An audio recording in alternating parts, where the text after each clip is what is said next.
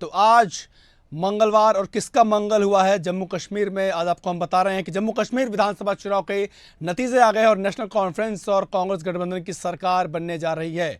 गठबंधन को 48 सीटें मिले हैं, नेशनल कॉन्फ्रेंस को 42 और कांग्रेस को 6 सीटें मिली है। वहीं 29 सीटों पर आगे चल रही बीजेपी 27 जीत चुकी है। पीडीपी को 3 सीट मिली है, एक सीट आम आदमी पार्टी और जेपीपी के खाते में आई है।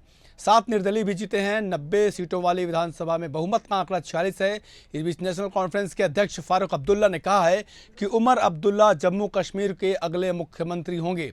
उमर अब्दुल्ला को 2 सीटों बडगाम और गांदरबल पर जीत मिली है। जम्मू कश्मीर के पूर्व मुख्यमंत्री महबूबा मुफ्ती की बेटी इल्तिजा मुफ्ती श्री गुफावारा बिजवाड़ा सीट से हार गई हैं। उन्होंने कहा, मैं लोगों के फैसले को स्वीकार करती हूं।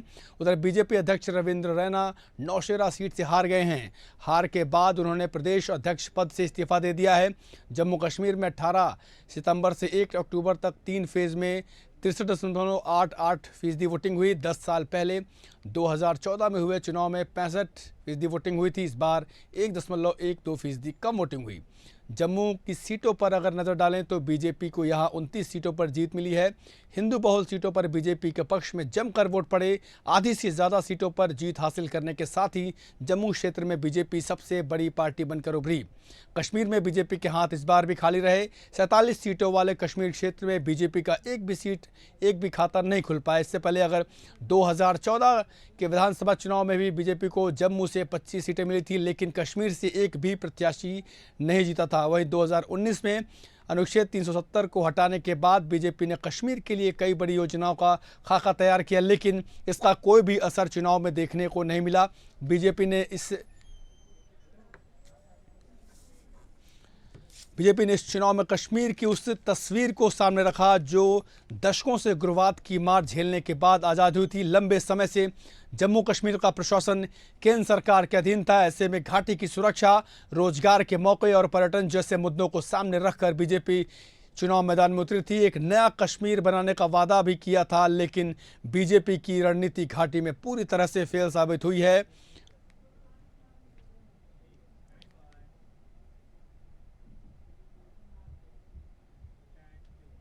तो जम्मू कश्मीर में बीजेपी को करारी हार मिली है। वहीं नेशनल कॉन्फ्रेंस और कांग्रेस जीत गई है। और आपको कुछ प्रतिक्रियाएं सुनाते हैं कि क्या कुछ कहना है नेताओं का।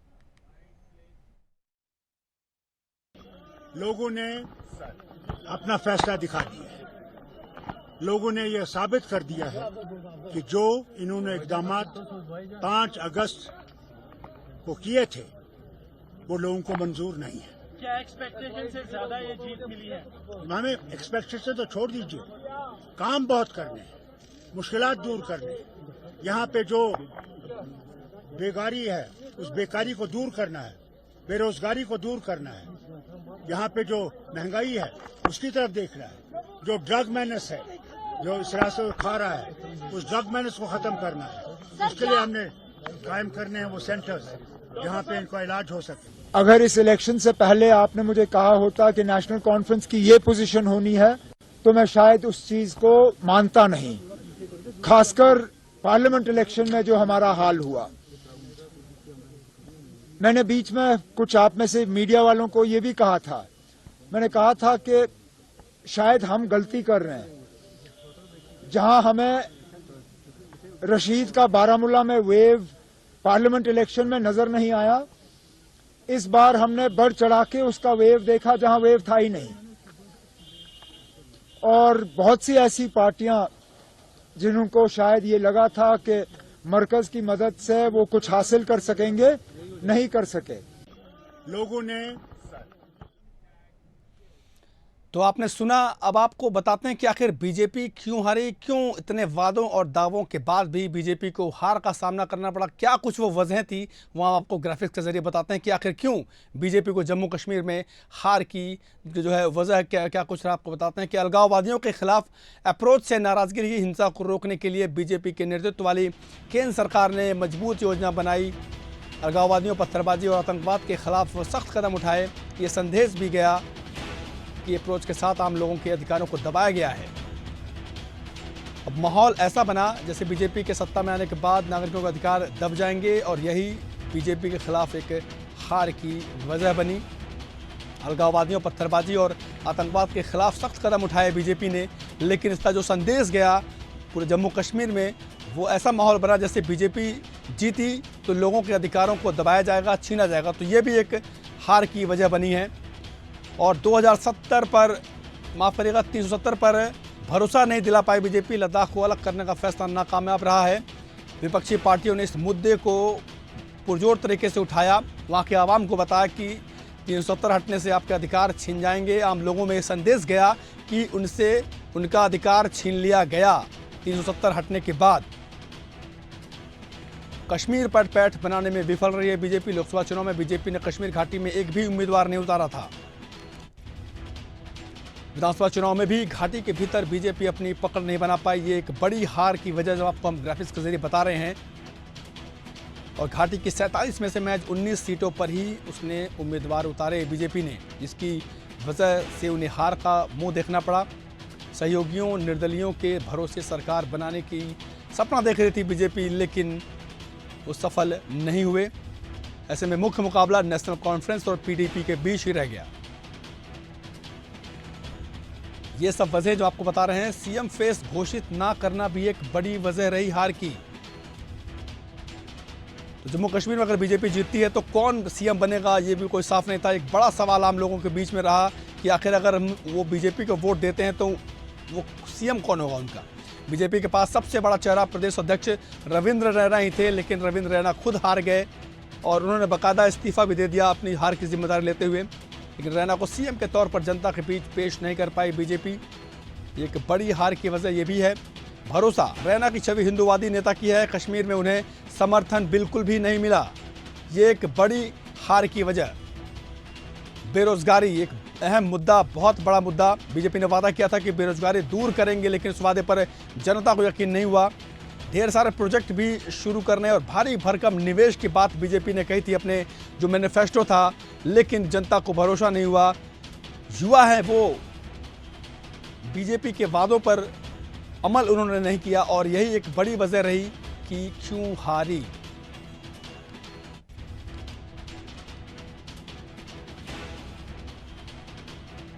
तो 2014 में क्या रहे थे नतीजे आपको हम दिखा रहे हैं। पीडीपी ने 28 सीट जीती थी, नेशनल कॉन्फ्रेंस ने 15, कांग्रेस ने 12 सीटें जीती थी।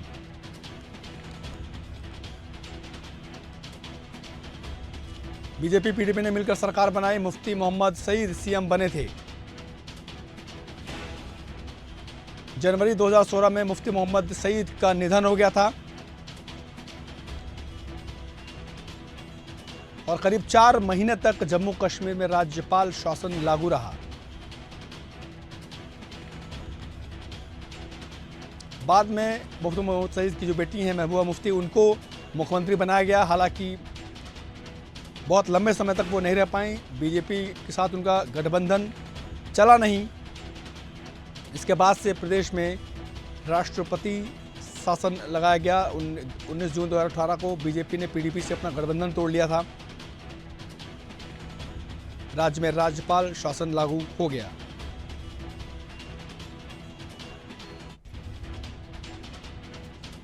जो इस बार के जो नतीजे हैं देखिए, NC plus Congress 48, BJP 29, PDP 3 और अन्य के खाते में आई हैं 10 सीटें। तो इस बार के नतीजे कुछ इस तरह से हैं और जो जाहिर सी बात है बीजेपी के लिए काफ़ी निराशाजनक हैं और नेशनल कॉन्फ्रेंस के लिए काफ़ी उत्साहजनक। चलिए, इस अहम जो रिजल्ट आए हैं जम्मू कश्मीर पे, उस पर चर्चा करने के लिए हमारे साथ नेशनल कॉन्फ्रेंस के यूथ प्रेसिडेंट शाहिद बिलाल जी हैं और बीजेपी प्रवक्ता नासिर भट्ट हैं। दोनों का बहुत बहुत स्वागत है।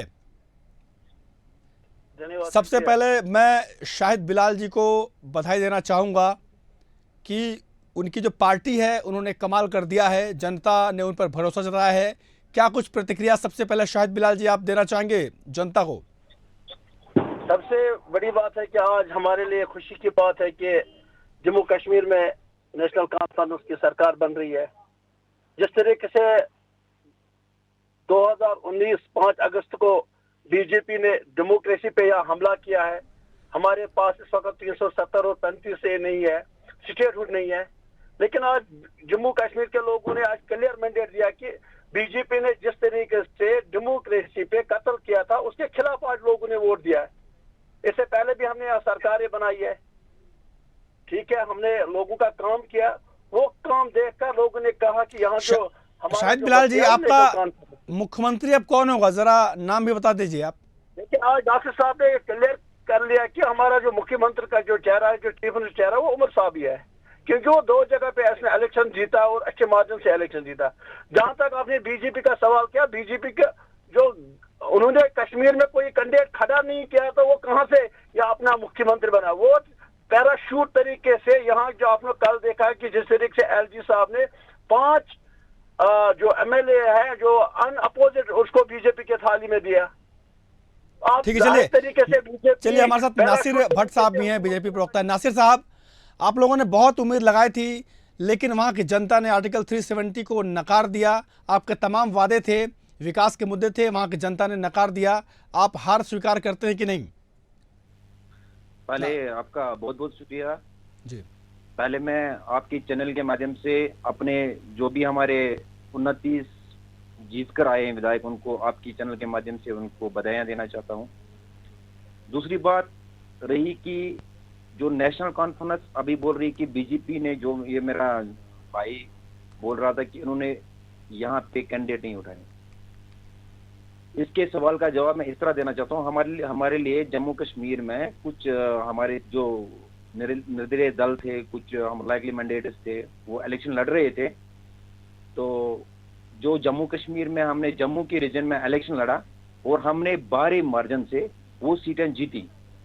और रही बात कश्मीर की, हमने कश्मीर में क्या किया, हमने गन कल्चर को कश्मीर में खत्म किया। लेकिन सर वहाँ की जनता ने बीजेपी को जरा मतलब भरोसा ज्यादा जताया नहीं उनने।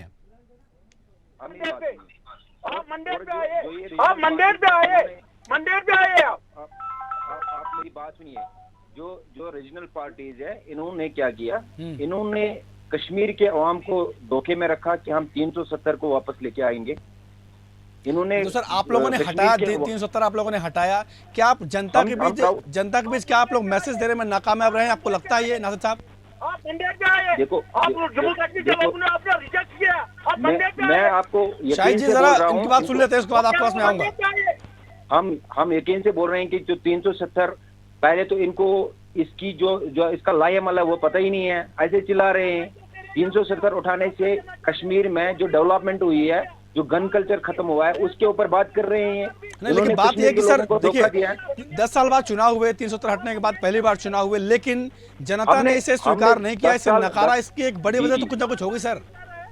10 साल पहले जो हमने इलेक्शन लड़ा था, भारतीय जनता पार्टी 2014 में पहली बार इलेक्शन में आई है जम्मू कश्मीर में, और 25 सीटों पर हमने जीत दर्ज की है। वही सीटें आज हम 29 पर गए। हमने कुछ हारा नहीं है। अच्छा, ठीक है। कुछ हार जम्मू कश्मीर में आप लोगों ने अच्छा प्रदर्शन किया, लेकिन कश्मीर की जनता ने आपको नकारा। जी शाहिद जी बोलिए अपनी बात, आप जरा आराम से रखिए। शाहिद जी जरा आराम से बात करिए।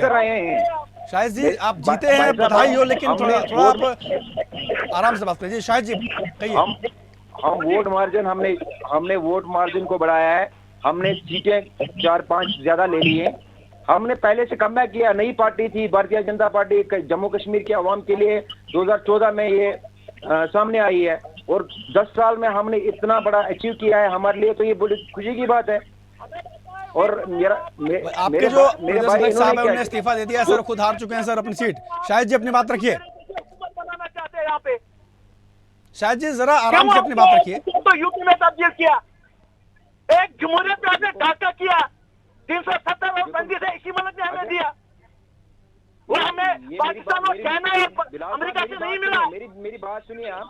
आपकी हम नेशनल कॉन्फ्रेंस नहीं है, हम सिर्फ जीतने के लिए नहीं आते हैं भाई साहब, हम सिर्फ जीतने के लिए नहीं है। हमारे को इक़्तिदार की भूख नहीं होती है। नेशनल कॉन्फ्रेंस और कांग्रेस की तरह हमारे को इक़्तिदार की भूख नहीं होती है। हमारा काम होता है, भारतीय जनता पार्टी सिर्फ इनके कुछ, हम अपने सिद्धांतों पर काम करते हैं, और हमने कश्मीर को अमन का पैगाम दिया, अमन लाया जम्मू कश्मीर में। भारतीय जनता पार्टी ने पाकिस्तान को खत्म किया है, और इससे बड़ा अचीवमेंट हमारे लिए तो वही जीत है। सीधा जम्मू में आ गई। भाई बात कर लो यार, बात कर लो, आप मुद्दों पे बात कर लो। आपको जम्मू कश्मीर के लोगों ने रिजेक्ट किया, आपकी पार्टी को रिजेक्ट किया। नासिर साहब, आपके दलों को रिजेक्ट किया। नासिर साहब आपके जो प्रदेश अध्यक्ष हैं वो खुद हार चुके हैं सर, इस्तीफा दे दिया उनने। मुझे ये बताइए, लोगों ने आज जम्मू कश्मीर नेशनल कॉन्फ्रेंस कांग्रेस के हित में वोट दिया, हमारी सरकार बन रही है। हार जीत राजनीति में पी रहती है, लेकिन हमने जो अचीव किया है वो शायद नेशनल कॉन्फ्रेंस कांग्रेस ने नहीं किया है। जो हमने अचीव किया है, हर वक्त भारतीय जनता पार्टी इक्तदार के लिए काम नहीं करती है। भारतीय जनता पार्टी के लिए नेशन फर्स्ट है, हमारे लिए हमारा देश फर्स्ट है, और हम अपने देश अरे मेरी बात सुनो, आप बात बोलने तो दो।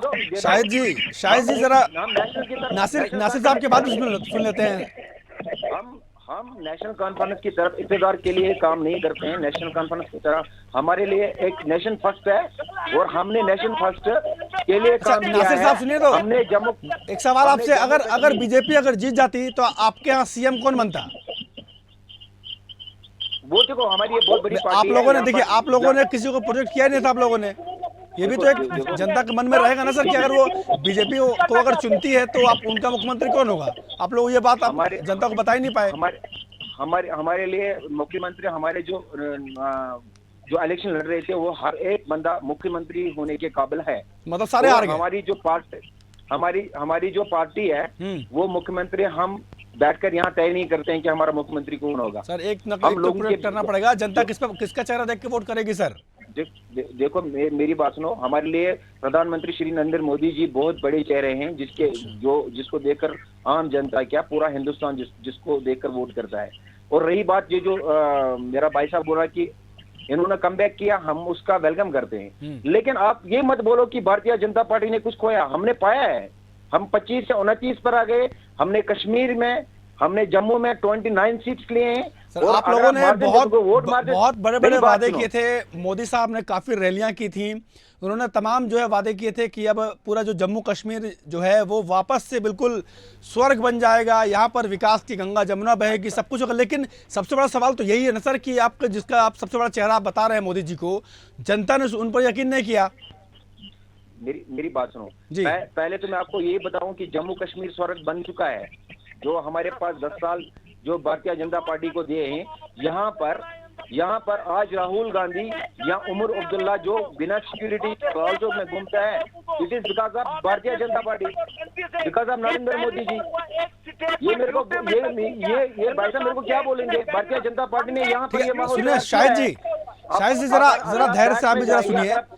शाहिद जी, आप लोग तो कश्मीर में तो आप लोग खूब बल्ले बल्ले है, लेकिन जम्मू में आप लोग की स्थिति बहुत खराब हो जाती है। क्या ऐसा कारण क्या बताएंगे जरा शाहिद जी?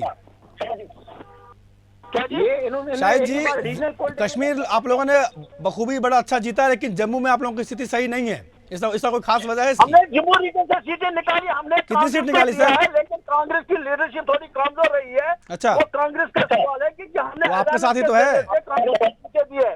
जहाँ हमने अपने कंडे खड़े किए, हमने जीता। शाहिद जी, कांग्रेस तो आपके वाला ही है। जम्मू रीजन से भी मिला है। अच्छा, जम्मू कश्मीर में इस वक्त एक क्लियर मैंडेट मिला जम्मू कश्मीर नेशनल कॉन्फ्रेंस को। यहाँ बीजेपी की तरफ से नहीं, जो प्रॉक्सीज उन्होंने जेल से बंदे को, जो यूएपी में भी बंदा है, जो टेररिज्म में बंदा बंद है, जो आज मेंबर पार्लियामेंट है, उसके जरिए ये यहाँ पे इलेक्शन जीतना चाहते हैं, लेकिन लोगों ने उसकी नासिर जी बहुत बड़ा आरोप लगाया आप पे। देखो ये तो डेफिनेटली जब बंदा जब रशीद इंजीनियर। नासिर जी अपनी बात रखिए, आप पर काफी बड़ा आरोप लगा है। मेरी बात सुनिए आप। जैसे अगर ये हमारे ऊपर यहाँ पर ये बोल रहे हैं कि आपने कश्मीर में कोई सीट नहीं जीती है, ये जरा मुझे बताइए। इन्होंने दो पार्टियों ने, ये बहुत एक 70 साल पुरानी पार्टीज है, ये दो मिलकर हमारे खिलाफ इलेक्शन लड़ रहे थे। इन्होंने जम्मू में कौन सा इलेक्शन जीता?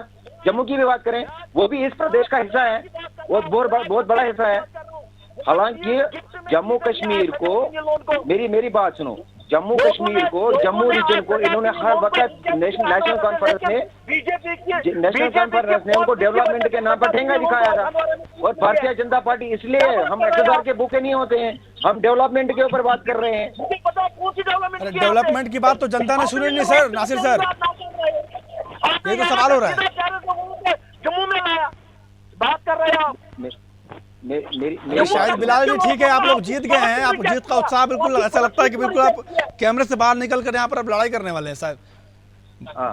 ये लड़ाई करने की जरूरत नहीं है। भारतीय जी, जनता शाहिद पार्टी जी, वो पार्टी है, शाहिद जी, आपको बधाई है, लेकिन जरा आप अपनी बात ध्यान से रख नहीं रहे ना हैं। करेगी। भारतीय जनता पार्टी का एक ही मौकूफ है, भारतीय जनता पार्टी अमन और देश, हमारे लिए नेशन फर्स्ट होता है।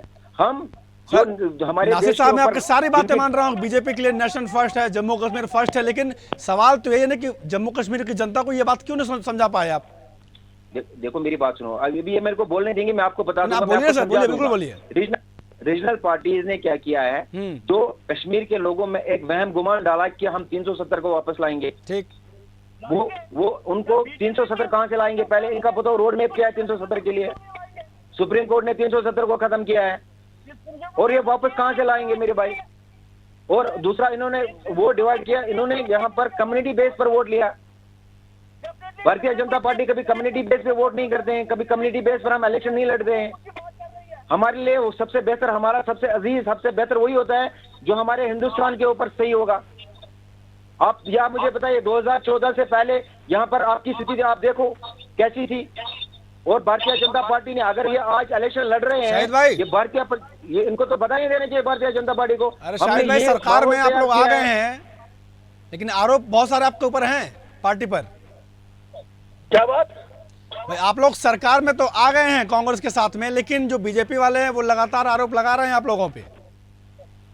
क्या आरोप लगा रहे हैं? तो भैया, आप लोग विकास नहीं करते, आप लोग आतंकवादियों को बढ़ावा देते हैं, तमाम तरह के आरोप हैं इनके, बीजेपी के। देखो, जम्मू कश्मीर में जो बड़े हॉस्पिटल है वो नेशनल कॉन्फ्रेंस से बनाए, 4.5 लाख लोगों को जवाब हमने दिया था। यहाँ पे जो बड़े पुल है वो नेशनल कॉन्फ्रेंस, सड़कों का जो जाल बिछा है वो नेशनल कॉन्फ्रेंस, यहाँ में जो लड़कों में जो शिक्षा दी है, कॉलेज दिया, वो नेशनल कॉन्फ्रेंस ने दिया था। यहाँ collector university national conference panchayat raj system का पता ही नहीं था।